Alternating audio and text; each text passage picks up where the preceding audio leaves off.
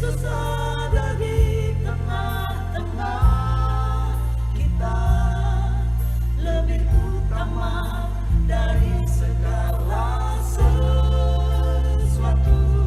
Setia sampai akhir. Hendaklah engkau setia sampai mati, dan aku akan mengaruniakan kepadamu mahkota kehidupan. Wahyu 2 ayat 10b. Sahabat Iktus yang dikasihi Tuhan, di abad pertama pada masa pemerintahan Kaisar Nero, jemaat Tuhan diperhadapkan dengan situasi yang sulit. Jika tetap percaya kepada Yesus, maka mereka akan dijadikan lilin penghias taman istana. Polikarpus dari Smyrna adalah seorang martir yang tetap setia sampai mati. Di akhir hidupnya, sebelum ter panas membasahi tubuhnya, ia berkata, "Selama 86 tahun, aku telah mengabdi kepada Kristus, dan ia tidak pernah menyakitiku. Bagaimana aku dapat mencaci Raja, yaitu Kristus, yang telah menyelamatkanku?" Smyrna adalah salah satu kota di Asia Kecil yang terletak 50 km dari Efesus. Kota ini dikenal sebagai kota metropolis karena termasuk kota yang maju dengan mayoritas penduduknya berstatus sosial tinggi. Di kota ini pula lah terdapat jemaat yang telah mengalami pertobatan dan bertumbuh secara rohani. Melalui bagian firman Tuhan ini, Allah menyingkapkan dirinya dan menyatakan kehendaknya kepada jemaat di abad mula-mula seperti jemaat di Smyrna. Tetapi sekarang pun bagi jemaat masa kini, beberapa hal dapat memberkati kita agar tetap setia. 1. Sumber kekuatan orang yang setia. Ayat 8 sampai ayat yang ke-9. Siapakah sumber kekuatan orang yang setia? Pertama, yang awal dan yang akhir, yakni pribadi yang ada dari kekal sampai kekal. Ia memiliki kuasa dalam kekekalan, tidak dapat dibatasi dengan waktu. Kedua, yang telah mati dan hidup kembali, menunjuk pada pribadi yang telah mengalahkan dan menyelesaikan masalah terbesar manusia, yakni kematian atau maut. Dua, ujian bagi orang yang setia, ayat 9 dan ayat yang ke-10. Jemaat di Smyrna adalah jemaat yang kaya secara rohani, namun engkau kaya.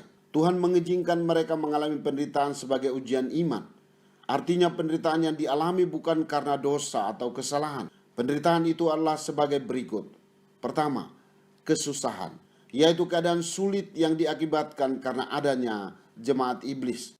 Mereka lah orang-orang Yahudi yang ada di sekitar jemaat Smyrna, namun senantiasa menyebarkan fitnah, bahkan melakukan penganiayaan secara fisik kepada orang percaya. Ayat 10 menyampaikan tentang kesusahan selama 10 hari, yakni kesusahan yang tidak terlalu lama atau segera berakhir.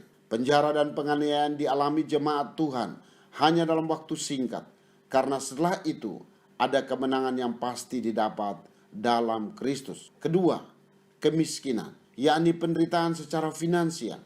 Jemaat di Smyrna bukanlah orang yang memiliki status sosial tinggi, sebagaimana penduduk Smyrna pada umumnya. Secara finansial, mereka diizinkan Tuhan mengalami kesulitan dalam memenuhi kebutuhan hidup setiap harinya. 3. Sikap orang yang setia. Ayat 10.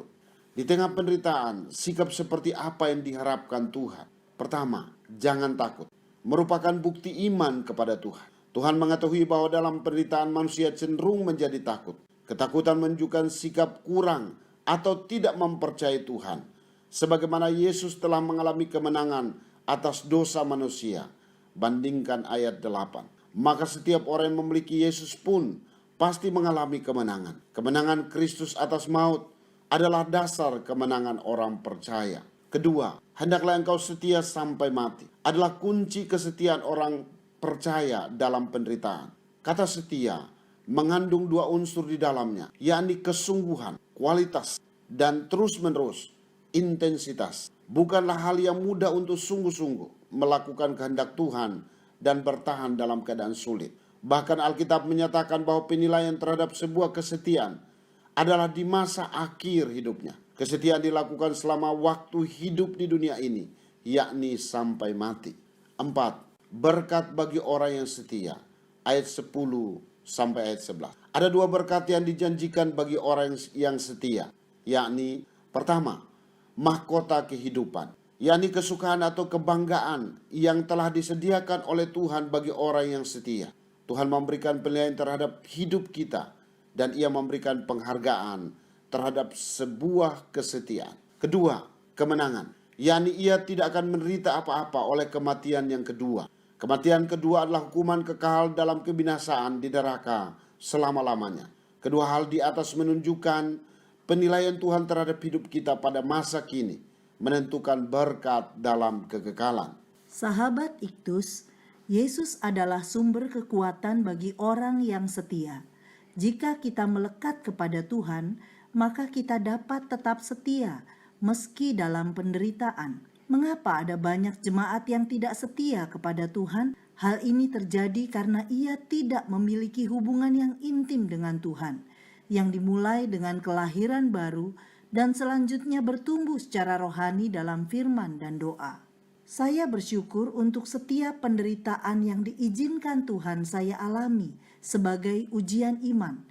Penderitaan semacam ini dapat berupa kemiskinan, pergumulan dalam pekerjaan atau rumah tangga, dan juga sakit penyakit yang terjadi bukan karena dosa atau kesalahan saya. Solusi agar saya dapat menghadapi situasi sulit ini adalah saya tidak boleh takut dan tetap setia. Komitmen saya untuk mempercayai Yesus atau mempercayakan diri kepada Yesus memiliki dampak buat saya dalam kekekalan. Sahabat Iktus yang dikasihi Tuhan, siapakah yang memberikan kekuatan pada saya sehingga saya dapat setia sampai akhir? Penderitaan apa yang diizinkan Tuhan saya alami sebagai ujian kesetiaan saya pada Tuhan? Bagaimana sikap saya menghadapi penderitaan dan apa upahnya bagi saya bila saya setia sampai akhir? Tuhan Yesus, saya bersyukur bahwa Engkaulah Alfa dan Omega, yang awal dan yang akhir, selalu ada beserta saya dalam setiap detik hidup saya. Saat ini, dalam penderitaan yang saya alami bukan karena dosa, ajari saya untuk tidak takut dan tetap setia sampai akhir hidup saya. Terima kasih atas janji-Mu ya dan amin, membuat saya tidak takut akan apapun. Biarlah dalam sejarah hidup saya telah melakukan yang berarti bagi lingkungan saya, bagi Indonesia dan segala suku, kaum, dan bahasa. Amin. Orang yang setia mengikut Yesus bisa kehilangan segala sesuatu, termasuk nyawa. Namun ia tidak bisa kehilangan mahkota kehidupan. Kristuslah